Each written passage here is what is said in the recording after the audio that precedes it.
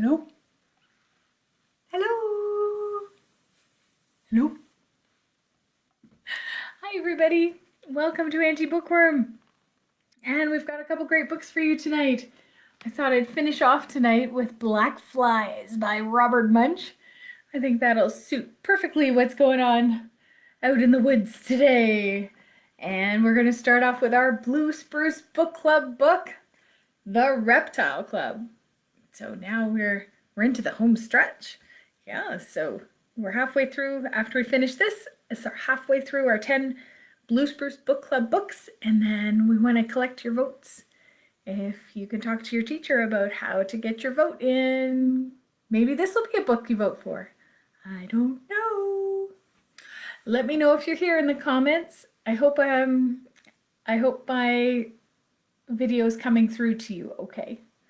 Just keep me posted. I'm gonna go ahead and start the story now. The Reptile Club is written by Maureen Fergus, and the illustrations are by Elina Ellis. Hello, Gracie. Thanks for checking in. The Reptile Club. Not sure if you can make out all those patterns in there, but certainly there are all kinds of reptiles being shown. I'm gonna guess one of them is some kind of lizard. The Reptile Club. I think one of them might be a crocodile or an alligator. Reptile Club was published by Kids Can Press. There were lots of clubs at Rory's new school, but none seemed quite right for him. The Glee Club, la la la, the Ballet Club, do do do do do do do do, the Knitting Club, click click click, the Karate Club, Kia, the Theater Club, howdy everyone, and the Cooking Club, fire! Not for Rory, though. The Astronaut Club was too intimidating. The Prancing Unicorn Club was too frilly. Hi, Kennedy. Perfect timing. The Extra Math Homework Club wasn't nearly as much fun as Rory thought it would be.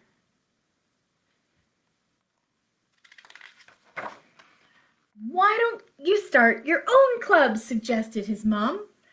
Make it about something you love, advised his dad. Rory loved deep-fried pickles and corduroy pants and singing in the shower. But more than anything, Rory loved reptiles. So the next day at school, Rory put up Reptile Club posters and handed out Reptile Club flyers. No one seemed interested. But Rory didn't care. He knew there were others out there who shared his passion for reptiles, and he couldn't wait to meet them. When the lunch bell rang on Friday, Rory set out his plastic reptile collection and lizard-shaped lemon cookies his dad had helped him bake the night before. Then he sat back and waited for his fellow reptile enthusiasts to arrive. He waited, Rory waited, and waited. Just when he was beginning to think no one was going to show up, he heard whispering in the hallway, heart thumping. He hurried to see who it was. For a long moment, Rory just stared at the crocodile, anaconda, and the gecko, and they just stared at him. Then the crocodile cleared his throat and said, "Is this where the Reptile Club is meeting?" Yes," said Rory.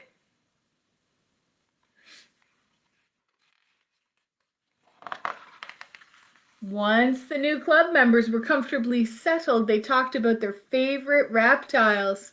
Well, my favorite is my Aunt Gladys because even though she tried to eat me shortly after I hatched, she always gets me terrific birthday presents, said Raoul. Carla the chameleon is my favorite reptile because she's the world's funniest practical joker, said Miriam. Look how long the tongue is on that chameleon. My favorite reptile is Jamal because one time I accidentally ripped off his tail and he forgave me even before it grew back, said Pierre. Please don't rip my tail off. Hello to the Harrises. Hi, Jack. Hi, Maddie. Next, the new club members shared interesting reptile facts. Well, it's a fact the grouchiest tortoise I ever met was 174 years old. Sorry I sat on your glasses. Arrgh. It is a fact that I adore Rocky Rodent ice cream. Sighed Miriam. It's a fact that I think Barry the basilisk lizard is a big show-off, sniffed Pierre. Is that true? Can a basilisk actually run on the water? How cool is that? Rory and his fellow club members spent the rest of the morning playing and eating cookies. When the other kids returned from lunch and saw what the Reptile Club was all about, they couldn't wait to join. At first, Raoul, Miriam, and Pierre didn't want to let the mammals into their club.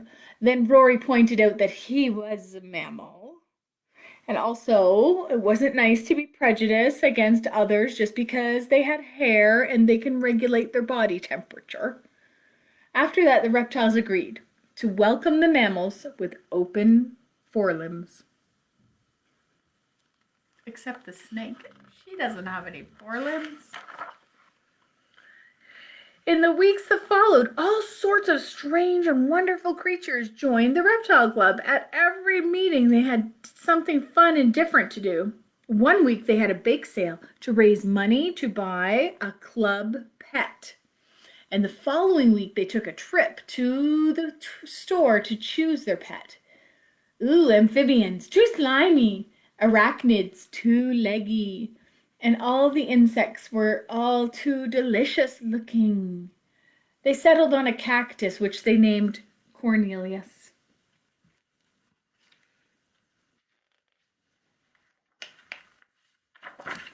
They came up with a secret password and a secret hand signal.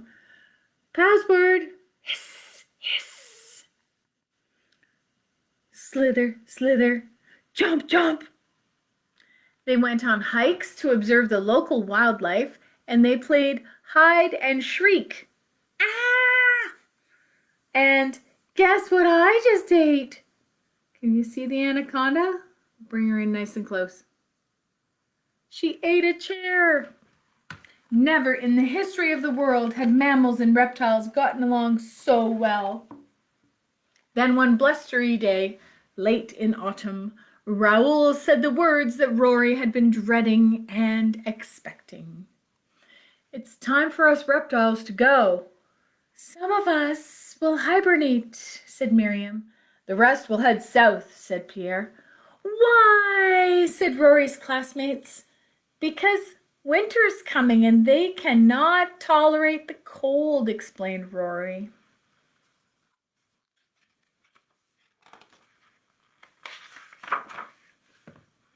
Raoul shook Rory's hand and promised he'd never forget him.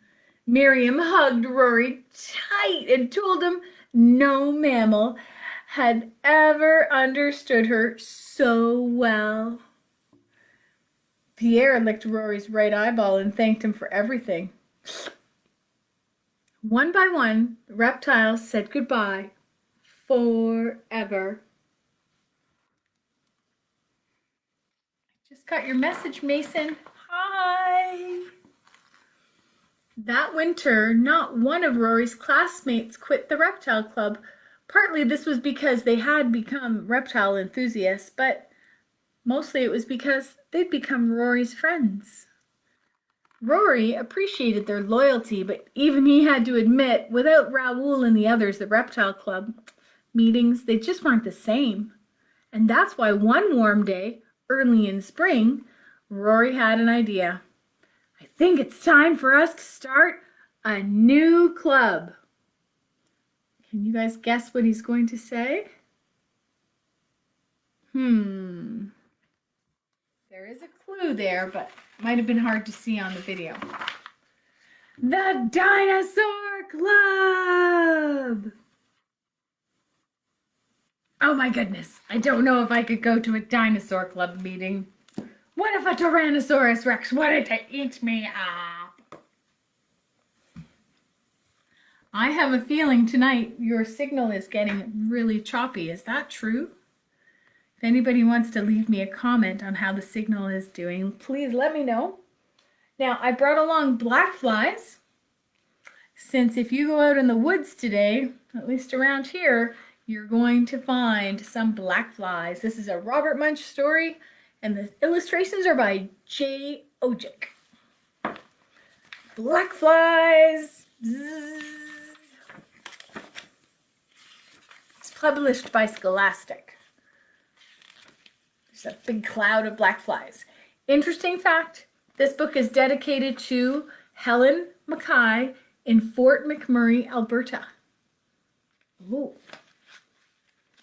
I wonder if maybe that's where this book takes place. Oh, look, there's a medicine wheel in the picture. Do you remember we've learned about medicine wheels before? Helen got up early one morning, looked out the window, and said, "No snow! The snow is all gone. I love the springtime. Yeah, yeah, yeah." She opened the front door and heard, "Oh no! It's the mosquitoes! It's the Blackflies! They're here!" Ah! She ran and hid under her bed. Then she got an idea. "I think that I will see how bad the bugs really are." So she went to her little sister and said, "Megan, could you go outside and tell me how cold it is?" "Well," said Megan, "I guess I can, but I get to watch my ITV show when I get back." "No problem," said Helen. So Megan opened the front door and ran outside in her pajamas. Do. 16 gazillion Blackflies and mosquitoes landed on her. Megan yelled, "Ah!" The 16 gazillion Blackflies and mosquitoes picked up Megan and carried her across the road to the Black Spruce Forest, where the wolves and bears live. "Oh dear," said Helen, "the bugs are worse than I thought." Then Helen's father came downstairs and said, "Where's Megan?" "Well," said Helen, "I think Megan's in the woods in her pajamas." "In her pajamas? I'm going to get her right now." And he ran out the door in his pajamas. Helen said, "I don't think that's a good idea." 16 gazillion mosquitoes and Blackflies jumped on him and pulled him up in the air.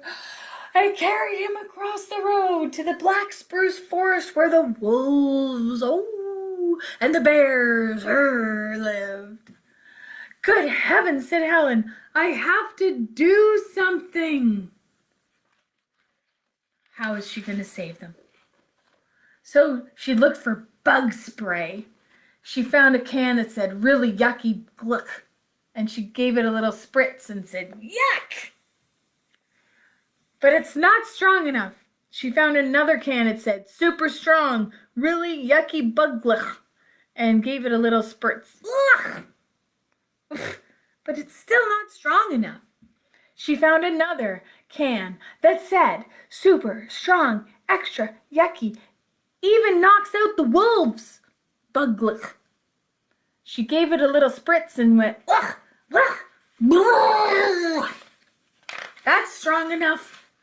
Then Helen ran across the street into the woods, spraying the bug spray in front of her. She came to a big pile of blackflies and mosquitoes. From underneath, something was yelling. Ooh! Ah! Ooh! Ah! Helen sprayed the pile for a while, and finally the blackflies and mosquitoes flew away. Underneath was a wolf. And Helen was spraying the bug spray right into the wolf's face. The wolf yelled, "Ugh, ugh, blah," and fell over. "Sorry," said Helen. "Sorry, you didn't get to see that picture very well, did you? Can you see the wolf? Kind of under that cloud there." Helen walked some more, and she came to a bigger pile of blackflies and mosquitoes. And from underneath, something was yelling, "Ooh! Ah! Ooh! Ah!"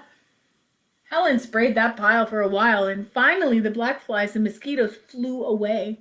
Underneath was a bear, and Helen was spraying the bug spray in the bear's face.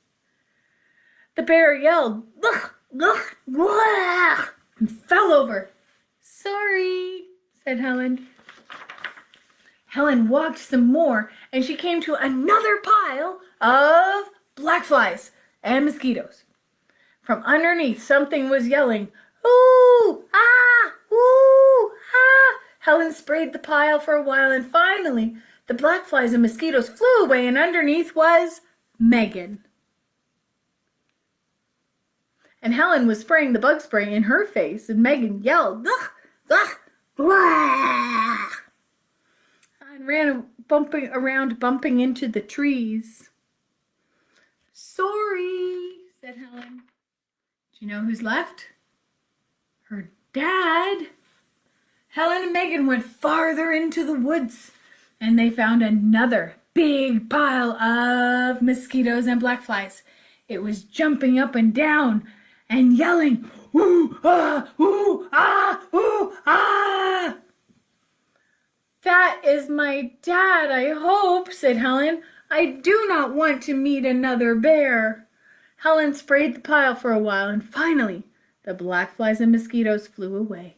There was Helen's dad, and Helen was spraying the bug spray right in his face.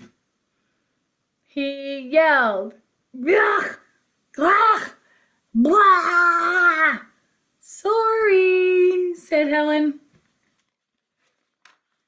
And they all stood still and heard a noise like this.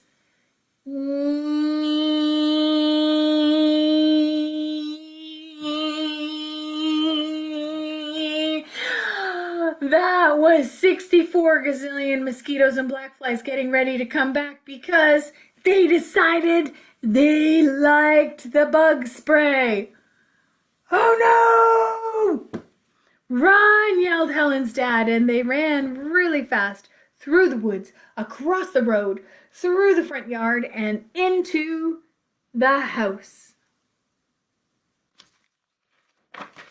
Then after breakfast, they all came out wearing bug jackets and bug hats and went for a walk in the woods because it was, after all, springtime. But unfortunately, there were no hats or jackets to keep away the bears. Oh boy. And look, at the end, the bear has the can of bug spray. Look out! Dun dun dun! So there we go, friends. I hope you're having a wonderful weekend. Gorgeous, gorgeous day today. It feels like summer already, but it's not. What a great trick nature's playing. I hope you had a wonderful day. And if you're watching us on YouTube the next day or some other time, I hope you're having a wonderful day too. And please come back tomorrow. There's more of the Blue Spruce Book Club to come. And I'll see you all then, or whenever you can check in next. Okay, thanks for coming in. Read some books, brush your teeth. Have a great evening. Bye. Take care.